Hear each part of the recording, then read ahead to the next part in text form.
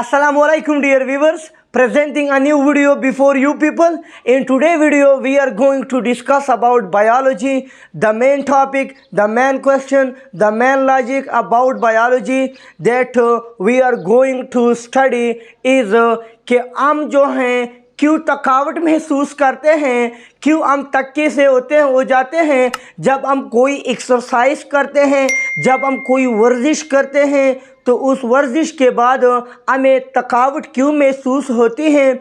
इसमें के पीछे जो हैं what the logic behind this matter. आज की वीडियो में हम लोग थोड़ा बहुत इस पर डिस्कशन करते हैं। हमारे साथ रही हैं टिल द एंड। शुरू करते हैं इसके लॉजिक को। तो याद रखिए दोस्तों, जब भी हम कोई एक्सरसाइज करते हैं, क्या करते हैं, एक्सरसाइज करते हैं, यानी फॉर एग्जांपल मैं सपोज करता हूँ कि एक्सरसाइज में हम रनिंग लेते हैं, हम दौड़ना लेते हैं।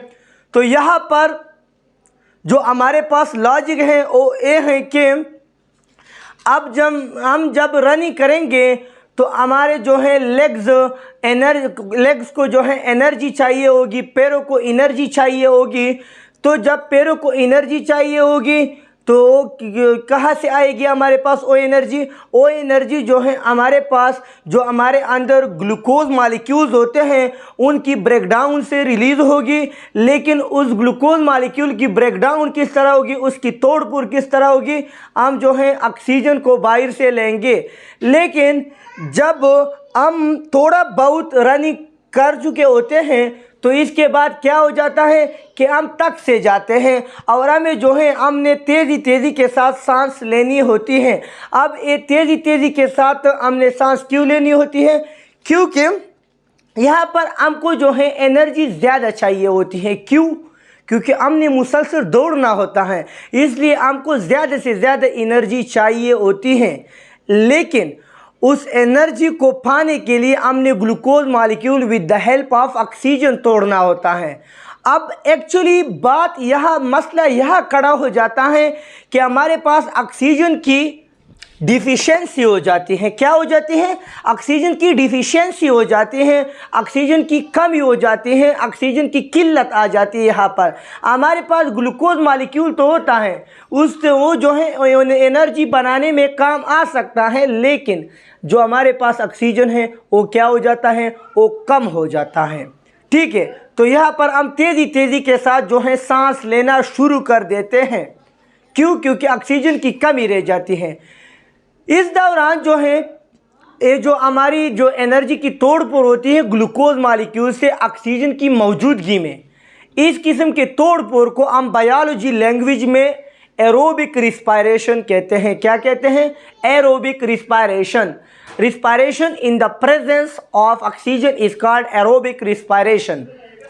अब यहाँ पर जब ऑक्सीजन की कमी आ जाती है तो फिर ऑक्सीजन तो नहीं रह जाती, फिर हमारे पास जो वो ग्लूकोज मॉलिक्यूल होता है उसकी फिर भी तोड़-फोड़ हो जाती है, लेकिन ऑक्सीजन की गैर मौजूदगी में हो जाती हैं। फिर इस तरह की रिस्पायरेशन को हम एनएरोबिक रिस्पायरेशन कहते हैं। अब यह रनिंग के दौरान हमारे साथ ये मसला जो है वो पेश हो जाता है, हमारे पास एनएरोबिक रिस्पायरेशन हो जाती है। याद रखिए, एनएरोबिक रिस्पायरेशन के दौरान जो हमारे पास प्रोडक्ट बनेगा वो क्या बनेगा? वो हमारे पास एक कंपाउंड बनेगा जिसका नाम है लैक्टिक एसिड, जिसका नाम है लैक्टिक एसिड। क्या है? Lactic acid. अब लैक्टिक एसिड किस भला का नाम है? याद रखिए, लैक्टिक एसिड एक फैटिग मटेरियल है, एक टायरिंग मटेरियल है, ये हमको थका देता है। तो जब भी हमारे पास एनएरोबिक रिस्पायरेशन हो जाती है तो लैक्टिक एसिड बन जाता है हमारे मसल्स में। ठीक है, जिसकी वजह से जो है वो हमारे मसल जो होते हैं वो क्या हो जाते हैं, वो टायर्ड हो जाते हैं और हम जो है मज़ीद दौड़ नहीं सकते, हम मज़ीद कोई एक्सरसाइज नहीं कर सकते। तो ये थी हमारी आज की वीडियो।